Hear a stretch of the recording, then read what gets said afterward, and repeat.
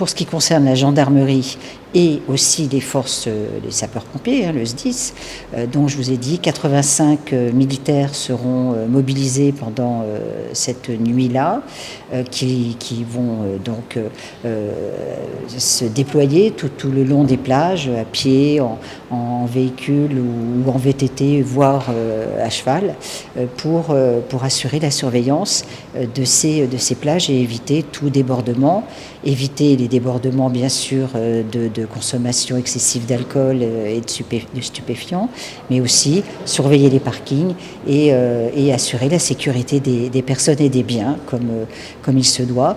On appelle bien sûr à la vigilance de toutes les personnes qui souhaitent se rendre ce soir-là sur les plages. On appelle à leur vigilance, donc bien sûr ne rien laisser dans les voitures d'apparents, éviter de consommer trop d'alcool, de stupéfiants, puisqu'il y aura, comme je vous l'ai dit, des équipes cynophiles qui surveilleront et qui effectueront des contrôles sur les personnes et aussi sur les véhicules. Ce qui est interdit, c'est bien sûr les lanternes, mais ça c'est interdit depuis plusieurs années.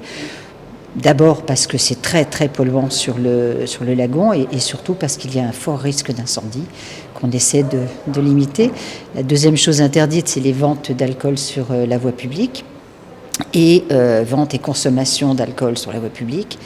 Et la troisième vente, c'est déjà ça. Et les feux d'artifice bien sûr, qui doivent être tirés à partir d'un établissement recevant du public agréé et non pas sur la voie publique. Les bivouacs sont interdits.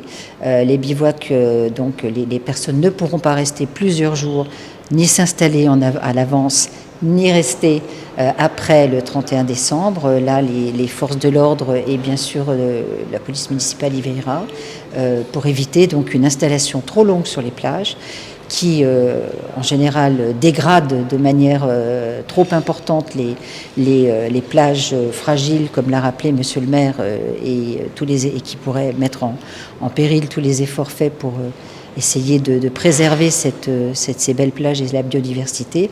Et nous en appelons également à la responsabilité des personnes pour qu'elles gèrent leurs déchets, qu'elles ne les laissent pas traîner. Même un mégot de cigarette est extrêmement polluant. Le lagon est extrêmement fragile. C'est la présidente de la réserve marine qui vous parle. Il est très fragile, il faut le préserver. Donc on a vraiment un message de responsabilité et de solidarité que nous savons que chaque réunionnaise et chaque réunionnais saura mettre en œuvre.